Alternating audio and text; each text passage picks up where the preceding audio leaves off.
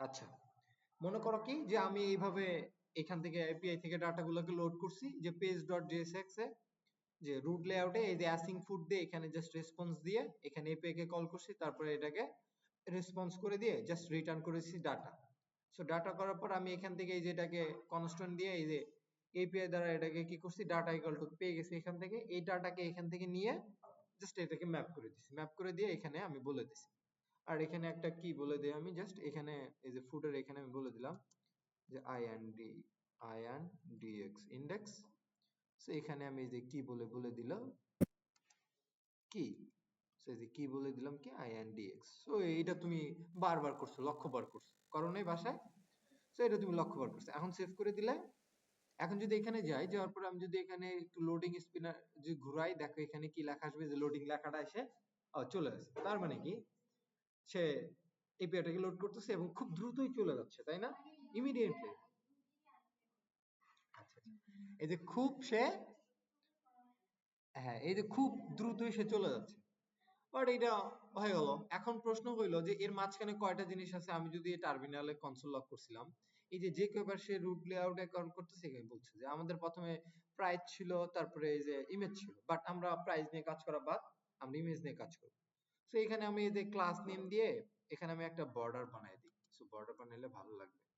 So এখানে একটা border বানাই দিই, আর এখানে একটা বর্ডার, যে BORDR border, border equal to 2, আর এখানে কি বর্ডার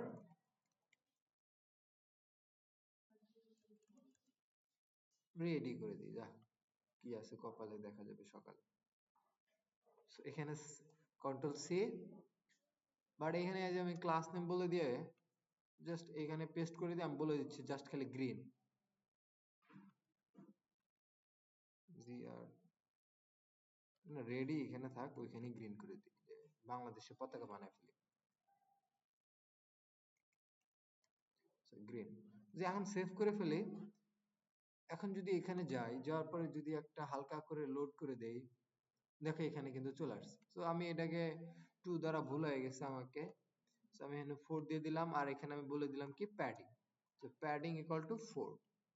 এখন যদি সেভ করি, দেখো এখন মোটামুটি একটা কালারের মতো চলে আসবে। জাস্ট আমি যদি এখানে লোড করি, তো এখানে দেখবা কি এই যে বর্ডার হয়ে গেছে, তারপরে ছোট ছোট ভাগ হয়ে গেছে। বাট আমি এই যে লেখাটাকে বলে দিই যে এখানেও একটা প্যাডিং হলো কি, যে প্যাডিং 3, 12 প্যাডিং। তার মানে কি এখন লোড করলে একটা চেঞ্জেস দেখা যায়, এই যে চেঞ্জেস দেখা যাচ্ছে, তাই না? সো আমরা তো ছবি এভাবে পারি। এখন আমাদের প্রশ্ন হলো, আমরা তো ছবি নিতে গেলে কিভাবে ছবি নিতে হয়। সেই যে আমরা এখান থেকে বলতেছি যে ইমেজ ট্যাগ, আমি যদি এখানে এই যে IMG লিখে জাস্ট যদি এখানে আমি আমাদের নতুন আগের ওয়েতে আমি কাজ করতে পারি কিভাবে, যে এই যে ডাটা নিলাম এখান থেকে, নেওয়ার পরে আমি লিখলাম কি IMAG ইমেজ, তারপর এখানে ওয়াল্টার ট্যাগ বলে দিলাম কি, যে তার নেম যদি দিতে চাই সেক্ষেত্রে বলে দিতে পারি যে ডাটা ডট এনে আমি নেম সেভ করলাম। সেভ করার পর যদি আমি এখানে যাই, যদি আমি এখানে একটা লোড দিয়ে দেই,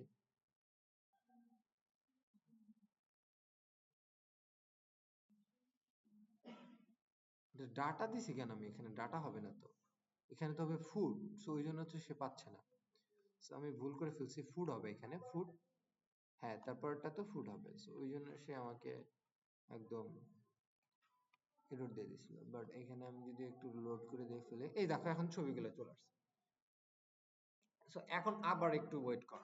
সো আমরা আবার একটা অপটিমাইজেশনের জন্য একটা কাজ করব। সো অপটিমাইজ, যে কিভাবে অপটিমাইজ করা যায়। তো এখানে যদি যাই, অনেকগুলো ছবি আছে তাই না? তো আমি যদি এখানে রিলোড চাপ দেই, দেখো এখানে কি করে, সেই যে 55, তারপরে তোমার 42, 41 এইভাবে ছবিগুলো নিয়ে আসতেছে, যে 221 metre per second, 250, 23, 1 second. So এটাকে যদি আমি এখন একটু নেক্সট জেএসে কনভার্ট করতে চাই, তাহলে কিভাবে হয়?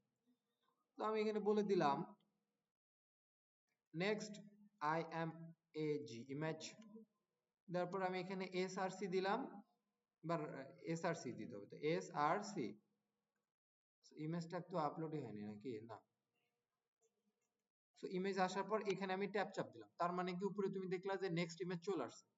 তো আসার পর তুমি এখানে লিখলা এসআরসি, তারপর তুমি এখানে লিখলা যে ফুড, ফুড লেখার পর জাস্ট এখানে লিখলা আইএমজি ইমেজ, এই যে ইমেজটা দিলাম, ইমেজটা ছোট হাতের হবে আইএমজি, দেওয়ার পর আমি এটাকে ক্লোজ করে দিলাম।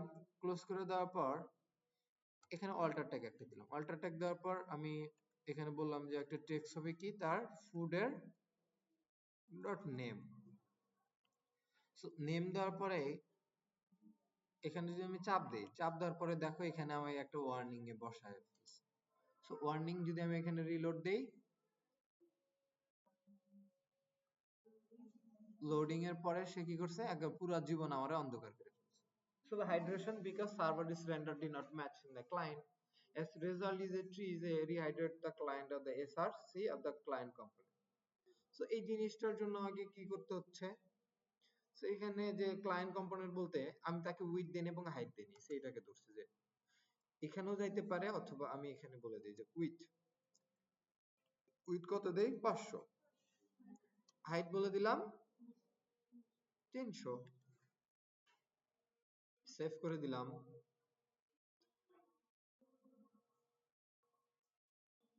তারপরেও সে এটা দিয়ে দিছে।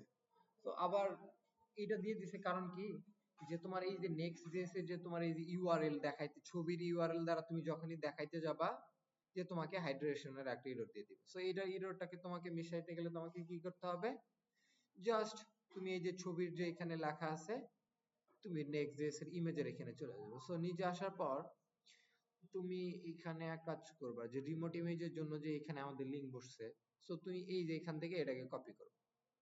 এই যে ইমেজ লেখা আছে না, next module config dot JS, আমাদের তো জাভাস্ক্রিপ্ট হবে। সো আমি এখান থেকে এটাকে কপি করে নিই। সো কপি করে নিয়ে এই যে এটাকে কপি করে নিলাম। সো আমার এখানে ফাইল আছে কোথায়, নেক্সট এসে যাওয়ার পরে দেখবো যে এই যে এখানে একটা ফাইল আছে। সেখানে ফাইলের মাঝখানে জাস্ট আমি এটাকে বেশি কিছু করব না, এই যে সেকেন্ড ব্র্যাকেটের মাঝখানে এখানে পেস্ট করে দেব। পেস্ট করে দিয়ে এই তিনটা অংশটাকে আমি মিশাই দিব, ঠিক আছে। সো এখানে যে যে অ্যামাজন দেওয়া আছে, তুমি এটাকে কিছুই লিখবা না, জাস্ট এখানে দুইটা স্টার দিয়ে দিবা, সেভ করে দিবা। ওকে, তোমার যদি এখানে আমি যদি রিলোড করি,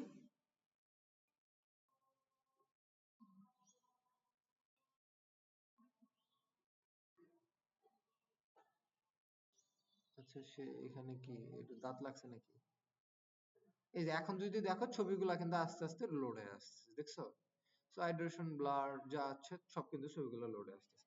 এখন তুমি যদি দেখতে চাও যে না আসলে এই ছবিগুলোর সাইজ কত বড় হয়ে গেছে, ছোট হয়ে গেছে কিনা, দেখো এই যে 45, মাত্র 45, 1 সেকেন্ডে, সবগুলো কিন্তু 1 সেকেন্ডে 2 সেকেন্ডে লোড করে ফেলছে, তাই না। তার মানে কি তোমার অ্যাপ্লিকেশনটা অপটিমাইজ হয়েছে না।